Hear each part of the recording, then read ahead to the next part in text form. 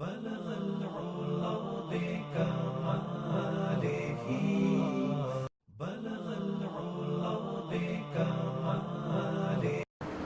بسم اللہ الرحمن الرحیم.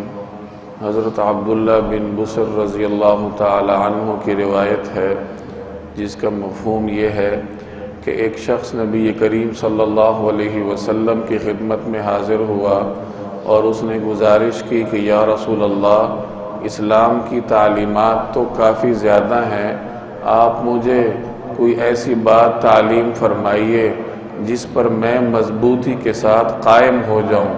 تو نبی کریم صلی اللہ علیہ وسلم نے ارشاد فرمایا کہ تمہاری زبان ہمیشہ اللہ تعالیٰ کے ذکر سے تر رہنی چاہیے. یہ سنن ترمذی کی روایت ہے. اللہ تبارک و تعالیٰ کی بندگی کا تقاضا ہے کہ اللہ جل جلالہ کو یاد کیا جائے، اور اس کو یاد کرنے کے مختلف طریقے ہیں. اللہ تبارک و تعالیٰ کو یاد کرنا یہ شریعت کی تمام تعلیمات کا خلاصہ اور مقصد ہے، اور اس کو یاد کرنے کا ایک طریقہ یہ ہے کہ زبان سے اس کا ذکر کیا جائے، اس کے ناموں کا ورد کیا جائے. جیسے اس روایت میں آپ نے سنا کہ ایک صحابی رسول اللہ صلی اللہ علیہ وسلم سے پوچھ رہے ہیں کہ یا رسول اللہ، شرعی تعلیمات اور احکامات تو کافی زیادہ ہیں، ان پر عمل کرنا بھی میرے لیے کوئی آسان نہیں، تو آپ مجھے کوئی ایسی نصیحت فرمائیے جو آسان ہو اور اس پر میں ہمیشہ کے لیے عمل پیرا رہوں.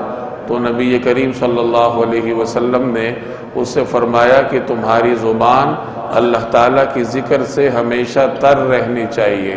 قرآن کریم میں بھی جگہ جگہ اللہ تبارک و تعالیٰ نے اپنے ذکر کی ترغیب دی ہے.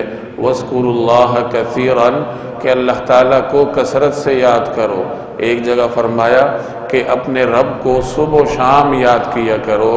ان تمام تر احکامات کا خلاصہ یہ ہے کہ چلتے پھرتے اٹھتے بیٹھتے آپ کی زبان پہ اللہ جل جلالہ کے ناموں کا ورد ہونا چاہیے، جس کا ذکر قرآن کریم میں بھی ہے وَلِلَّهِ الْأَسْمَاءُ الْحُسْنَى فَادْعُوهُ بِهَا.